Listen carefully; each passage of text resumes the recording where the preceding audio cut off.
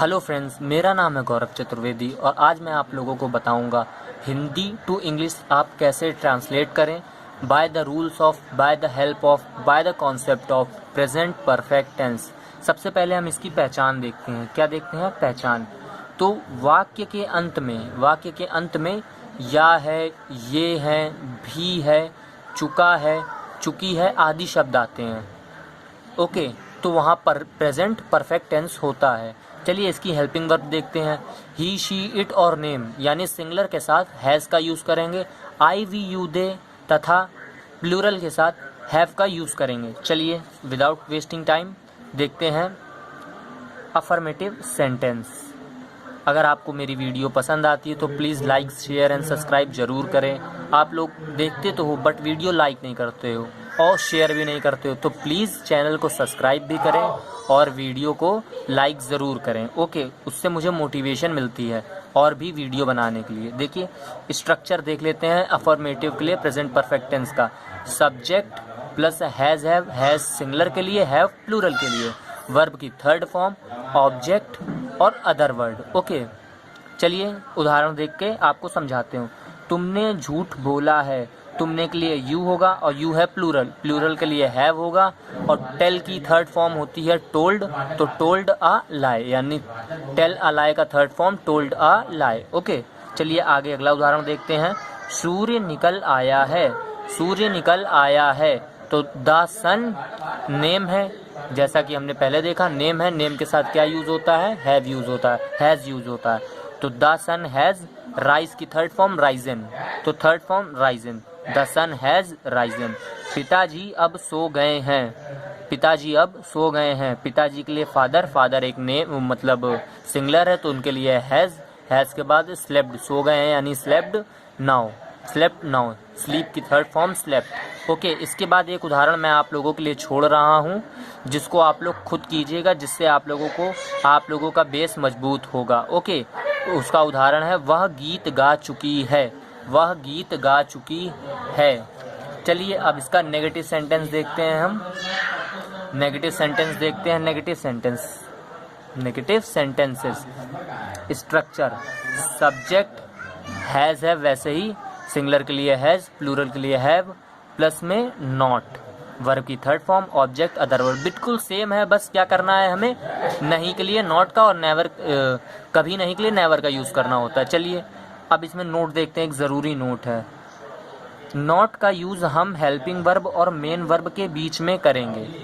जैसा कि मैंने आप लोगों को पहले ही बताया, नॉट का यूज़ हम हेल्पिंग वर्ब और मेन वर्ब के बीच में करेंगे। चलिए उदाहरण देखते हैं, उदाहरण देख के अच्छे से समझेंगे। तुमने अपने छोटे भाई को नहीं पीटा है। उदाहरण क्या है हमारा? तुमने अपने छोटे भाई को नहीं पीटा है। तो तुमने के लिए क्या होगी? यू। तुमने के लिए क्या होगी? यू। यू प्लूरल है तो हैव, हैव के बाद क्या होगा? Not, you have not beaten, पीटने की क्या होगी? Beaten. Your Elder brother. Okay, you have not beaten your Elder brother. अब मैं थोड़ा एल्डर कहें या यंगर कहें, जो भी कहें, देखिए क्या होता है। सब स्ट्रक्चर के हिसाब से मैं दोबारा आपको समझाता हूँ। सब्जेक्ट हमारा तुम है तो यू हो गया, has not, have not, you है तो हैव नॉट का यूज़ हो गया, नॉट का यूज़ हो गया, बीट की थर्ड फॉर्म बीटन, उसका यूज़ हो गया। योर एल्डर ब्रदर, अपने, अपने लिखा है ना यहाँ, अपने के लिए योर हो गया,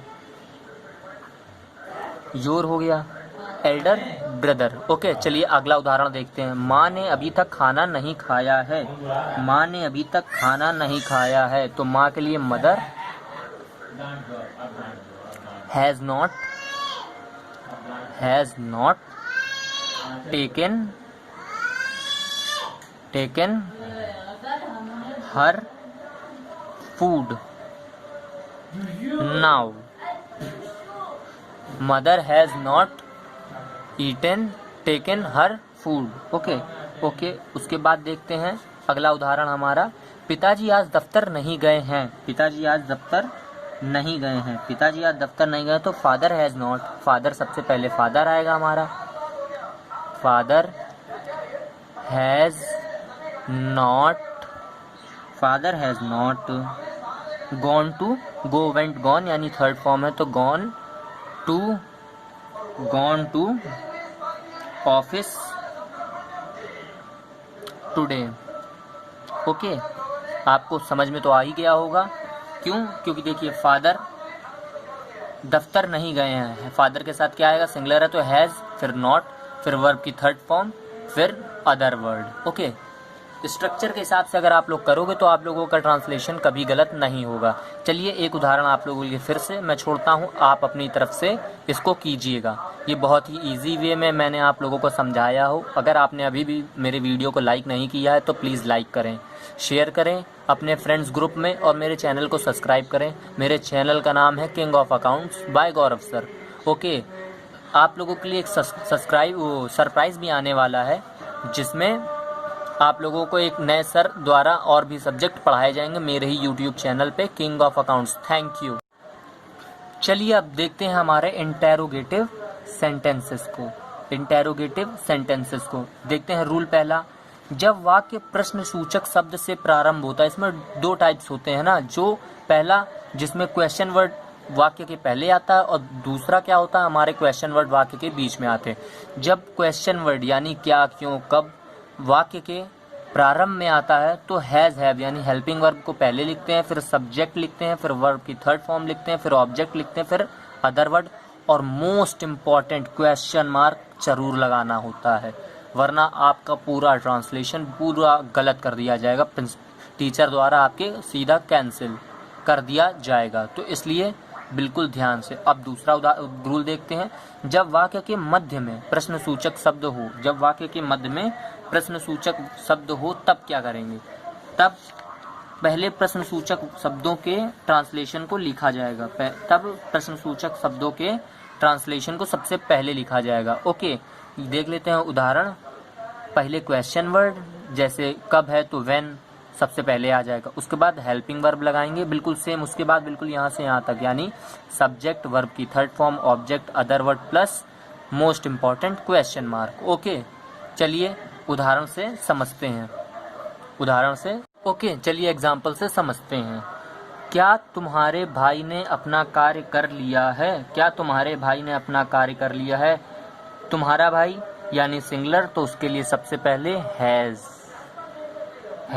तुम्हारा भाई, has your brother,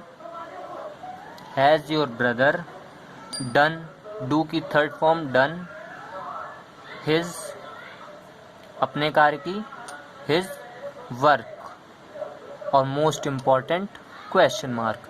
so please आप लोगों से रिक्वेस्ट है कि मेरे चैनल को सब्सक्राइब करें और अपने दोस्त से शेयर करें, और हाँ, most important question mark last में लगाना मत भूलें, वरना आपका आंसर गलत हो जाएगा।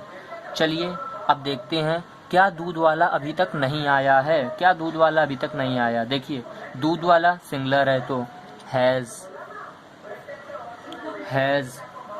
The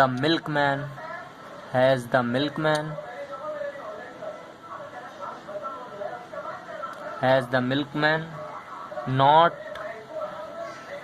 come today, come so far, क्योंकि अभी तक यानी सो फार। ओके, और मोस्ट इम्पॉर्टेंट क्वेश्चन मार्क, मैं बार बार आप लोगों से रिक्वेस्ट कर रहा हूँ कि क्वेश्चन मार्क ज़रूर याद रखें, मैं इसलिए बार बार कह रहा हूँ। ओके, चलिए अगला उदाहरण देखते हैं। क्या तुमने कभी सफ़ेद हाथी देखा है, क्या तुमने अभी तक सफ़ेद हाथी देखा है। तो देखिए तुमने के लिए क्या होगा, हैव, तुमने यानी हैव होगा तो हैव यू एवर, सी की third form seen, have you ever seen a white elephant, WHITE white elephant. Okay, elephant. Okay, और मोस्ट इम्पॉर्टेंट क्वेश्चन मार्क। चलिए चपरासी कहाँ गया है, चपरासी कहाँ गया है। तो देखिए इसमें क्वेश्चन वर्ड बीच में आ गया है तो उसके लिए क्या होगा, पहले इसकी अंग्रेजी where has the peon gone, where has the peon gone. Okay, where has the peon gone. Okay, तो देखिए अब मैं आप लोगों के लिए एक उदाहरण छोड़ता हूँ हर बार की तरह। एक उदाहरण आप लोगों के लिए छोड़ता हूँ। तुम्हें आज किसने बुलाया है। ओके, तो ये उदाहरण आप लोगों के लिए है, ये आप लोग करोगे और मुझे कमेंट सेक्शन में बताओगे इसका translation. Okay, thanks for watching my YouTube channel King of Accounts by Gaurav sir. Okay, please like share and subscribe and अपने फ्रेंड्स के साथ ज़रूर शेयर करें। Thanks for watching.